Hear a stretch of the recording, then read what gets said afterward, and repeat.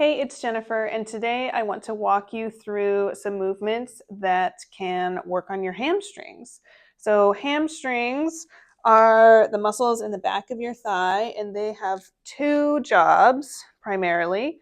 One is to bend the knee, and then one is to extend the hip. So we can work them by bending the knee and by extending the hip, and it feels a little bit different. So we're going to do movements that do both of those things, and we're going to mobilize them by mobilizing the sciatic nerve, which runs down the back of the hamstring. So sometimes if you have some sciatic nerve tension, it can masquerade as hamstring tightness. So you'll need a band and some heavier weights. And then the circuit's going to look like this. So you're going to have a starter that you only do at the beginning and then a finisher at the end, so not in the repeats of the two exercises. The starter is some sciatic nerve tensioners.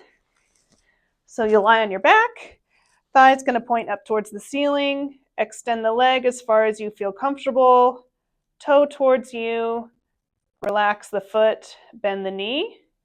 You're going to start with 10 of these on each side.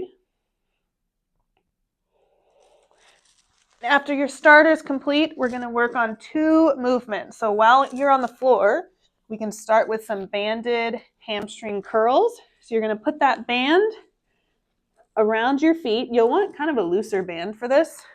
Not loose, but less resistance. Okay. Then you're going to lie on your belly and pull that band tight as you bend the knee. So depending on how tight your band is, we're going to aim for 8 to 12 repetitions.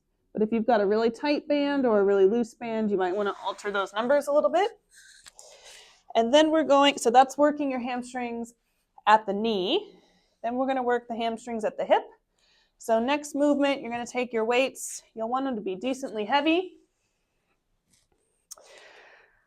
Hold them down by your sides. Actually, let's do at the thighs here.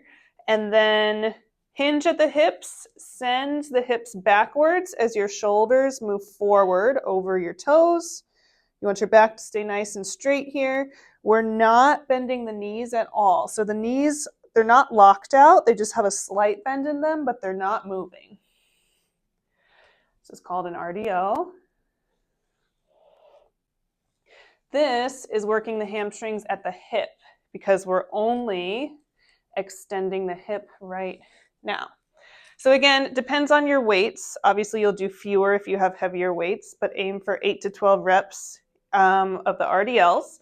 You're going to cycle between the hamstring curls and the RDLs, 3 to 4 rounds of 8 to 12 reps, and then you'll finish, now that you've done all that work with your hamstrings, with one more set of sciatic nerve tensioners. 10 on each side. And then you're done. So you will have mobilized an area that, again, commonly masquerades as hamstring tightness, and then worked your hamstrings at both the knee and the hip when you've completed this circuit.